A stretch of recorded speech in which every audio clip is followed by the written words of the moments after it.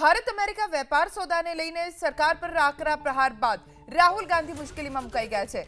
કિરણ રિજિજુએ જાહેરાત કરી છે કે તેઓ રાહુલ ગાંધી સામે વિશેષ અધિકાર ભંગની નોટિસ દાખલ કરશે।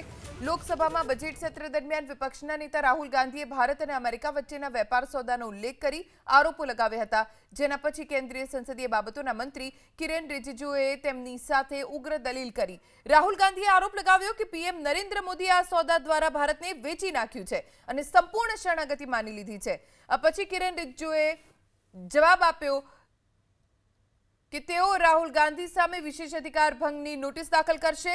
રાહુલ ગાંધી મુજબ આ કરાર ફક્ત પ્રધાનમંત્રીની શરણાગતિ નથી, પરંતુ 1.5 અબજ ભારતીયોના ભવિષ્યની શરણાગતિ છે। રાહુલ ગાંધી મુશ્કેલીમાં મુકાઈ ગયા છે। કિરણ રિજિજુએ જાહેરાત કરી છે કે તેઓ રાહુલ ગાંધી સામે વિશેષ અધિકાર ભંગની નોટિસ દાખલ કરશે। લોકસભામાં બજેટ સત્ર દરમિયાન વિપક્ષના નેતા રાહુલ ગાંધીએ ભારત અને અમેરિકા વચ્ચેના વેપાર સોદાનો ઉલ્લેખ કરી આરોપો લગાવ્યા હતા, જેના પછી કેન્દ્રીય સંસદીય બાબતોના મંત્રી કિરણ રિજિજુએ તેમની સાથે ઉગ્ર દલીલ કરી। રાહુલ ગાંધીએ આરોપ લગાવ્યો કે પીએમ નરેન્દ્ર મોદીએ આ સોદા દ્વારા ભારતને વેચી નાખ્યું છે અને સંપૂર્ણ શરણાગતિ માની લીધી છે। આ પછી કિરણ રિજિજુએ જવાબ આપ્યો કે તેઓ રાહુલ ગાંધી સામે વિશેષ અધિકાર ભંગની નોટિસ દાખલ કરશે। રાહુલ ગાંધી મુજબ આ કરાર ફક્ત પ્રધાનમંત્રીની શરણાગતિ નથી, પરંતુ 1.5 અબજ ભારતીયોના ભવિષ્યની શરણાગતિ છે।